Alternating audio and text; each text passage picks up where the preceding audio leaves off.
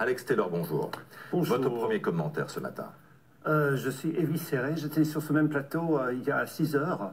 J'avais un sourire ultra bright parce que les sondages donnaient le fait que mon pays reste avec vous dans l'Union européenne. Mais c'est peut-être pas un drame, je vous provoque. C'est pas un drame, c'est un drame. Je crois que c'est un drame pour l'Europe. C'est un drame pour mon pays, c'est un drame pour moi. Tout d'un coup, je deviens... Expliquez-nous pourquoi.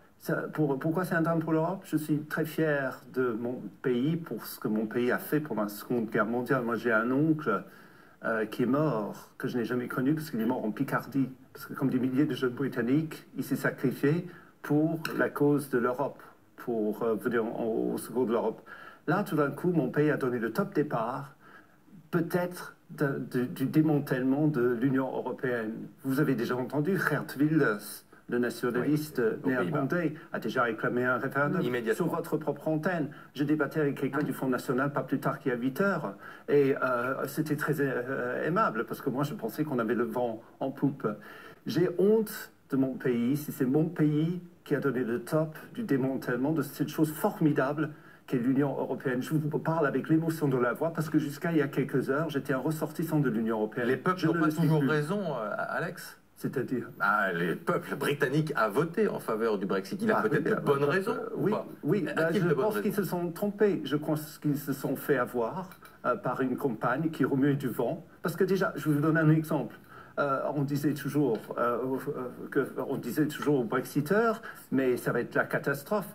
Toutes les instances financières disaient la catastrophe, si, et tout ce qu'ils ont répondu, c'est « Oh non, la Grande-Bretagne va redevenir grande. Great Britain will be great again. » Eh bien, on voit ce que c'est. La monnaie de la Grande-Bretagne a son plus bas niveau depuis 30 ans en 2-3 heures. C'est-à-dire, les pauvres, c'est les pauvres qui vont casquer pour tout ça. C'est les vieux qui ont voté pour quitter l'Union européenne parce qu'on leur dit que la Grande-Bretagne va redevenir grande comme au temps de votre enfance. C'est leurs retraites qui ont pris un coup là. Alors justement, c'est les produits dans les supermarchés Aldi qui vont coûter beaucoup plus cher pour tous c'est les pauvres qui vont casquer, qui se sont fait avoir et qui vont casquer maintenant pour cette décision, à mon avis, désastreuse pour mon pays. Vous parlez tous du Royaume-Uni. Le Royaume-Uni n'existe plus.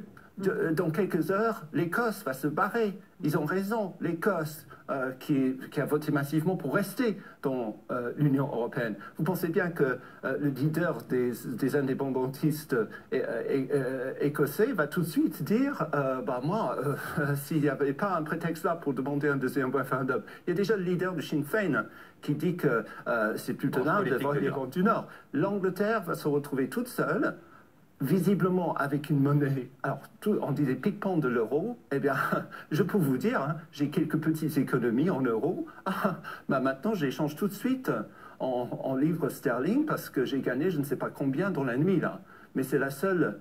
Mais je vous parle avec de l'émotion de la voix parce qu'on vient de me retirer quelque chose, c'est mon statut de ressortissant de l'Union européenne. Je ne suis plus dans l'Union européenne. Et croyez-moi, vous qui êtes, on dit toujours du mal de l'Europe, etc. Mais défendez l'Europe. Parce que le jour où vous allez perdre ce statut, je peux vous dire que mon père est mort il y a 2 ans et je ressens la même émotion. Mon père qui s'est battu aussi pour l'Europe. Dès que j'avais l'âge de pouvoir le faire, il m'a emmené dans les années 60 faire du camping en Europe, parce que dans le genre, plus jamais ça, plus jamais la guerre. Eh bien, j'étais fier de tout ça. J'ai toujours fait des émissions sur l'Europe ici en France. Battez-vous, parce que l'Europe, ça vaut la peine d'être défendue.